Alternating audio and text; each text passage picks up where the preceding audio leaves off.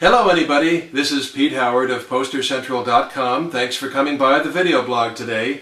Boy, what a couple of great early rare jazz posters to show you today. Oh my goodness, from Thelonious Monk in Harlem in the 1940s. I mean, it's just so sweet if you're a jazz lover. It almost doesn't get better than this. It's just really so cool.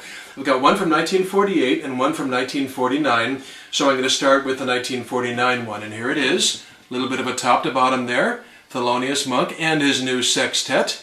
This is a standard 14 by 22 inch cardboard window card. And, I usually turn them around quickly. And this one's, as you might expect from the 40s, it's a little worse for the wear. It's a little beat up. So you got a little bit of paper missing up there at the top, and then along the side here you got quite a bit of chewing away. That might have been rodents or something like that, or bugs. But, it's, hey, it is what it is, and the old story, try to find another one. So that's what, the condition can be handled either with restoration or hidden in a frame or whatever along the edge. But this one does not have a year. Notice it just says there, October 1st, Saturday, October 1st. And, but, through both the other posters I got it with and deduction and everything, I know it's 1949. And I just love the picture of Monk's face there and the graphic right below it where it says tickets $1.50.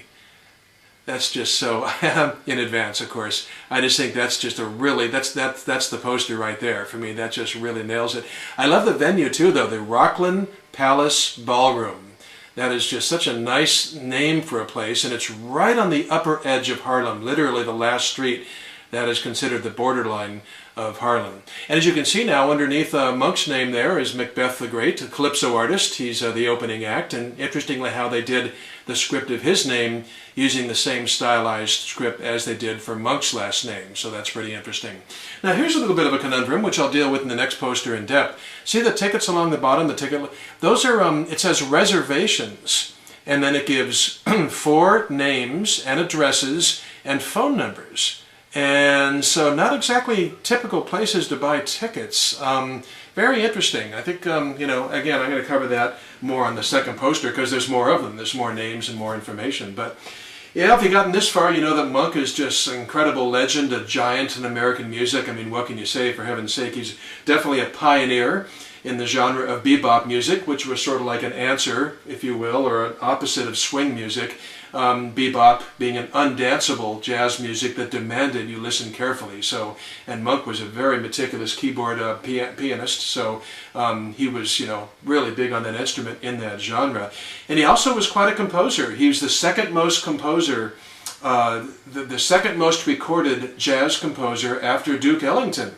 And you can credit that to a couple of his songs like Round Midnight, Straight No Chaser are a couple of examples of absolutely, jazz standards. And Monk was one of only 5 jazz musicians to ever grace the cover of Time magazine. So that's just quite an honor. Can't say enough about Monk and all of his achievements and everything.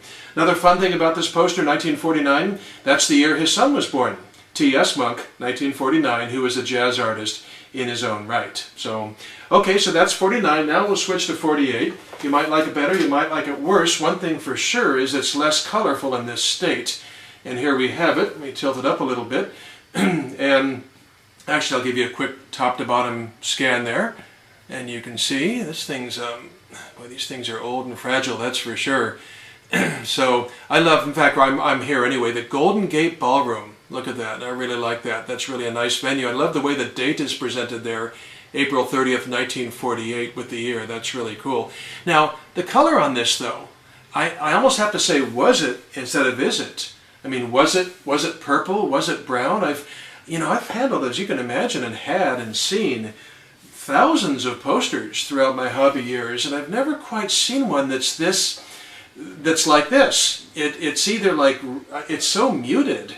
I don't know if it's just really, really dirty, really, really faded, was printed really muted to begin with. I don't know, but it's interesting that even gold, I think, played into the formula. I'm going to come in on Monk's face, which I wanted to show you anyway. It's really cool.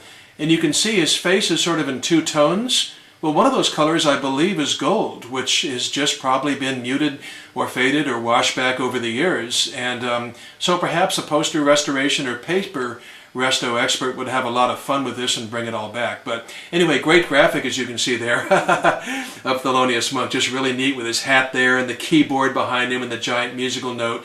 And then you gotta love the way it says, the high priest of bebop. That is so cool. And then it lists 5 musicians. That's great in itself. The other one didn't have any, his nickname or musicians, including jazz drumming legend Art Blakey is on there as well. So, and of course, there's Macbeth the Great. Boy, look at how hugely he is for an underbilled artist. In fact, these 2 Monk posters came from the estate of Macbeth the Great. And I'm just sort of wondering if maybe he didn't have a hand in designing them, to make his support act status so large on these posters. Doesn't matter either way, of course. But so we've covered the date, April 30th, 1948. Tickets $1.35 in advance and $1.50 at the door. But here's this reservation head scratcher down at the bottom. You can see it's just, boy, I just don't know how that worked, I have to be totally honest. I mean, was reservations a synonym for tickets back then, in this case? But there's 4 people with their street address, their apartment number, and 2 of them even their phone number. So that's just, and 2 of them are in Manhattan, 1 is in the Bronx, and 1 was in Brooklyn. And, for example, let's take the top one there. See how it says G. Kelly? Well, was that like a George Kelly or a Gloria Kelly? I don't know. Who knows? And then it says 247 West 63rd Street, apartment 10, isn't that interesting, in Manhattan, and then the phone number. So, did they have like, at these locations, do they have hard tickets or did they have sign-up sheets?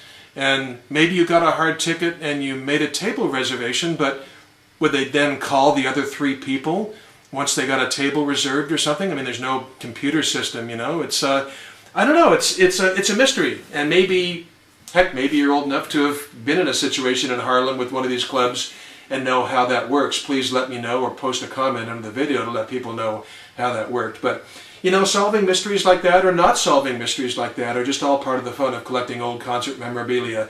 You're just not really sure sometimes what they meant, so all you can do is offer educated guesses and surmise and talk about it with your friends. It's great fun collecting. So, anyway, a couple of Thelonious Monks from Harlem from the 1940s. Tough to top that one. Maybe Louis Armstrong from the 20s. I don't know. It'd be tough to top that. But a pleasure to show them to you today.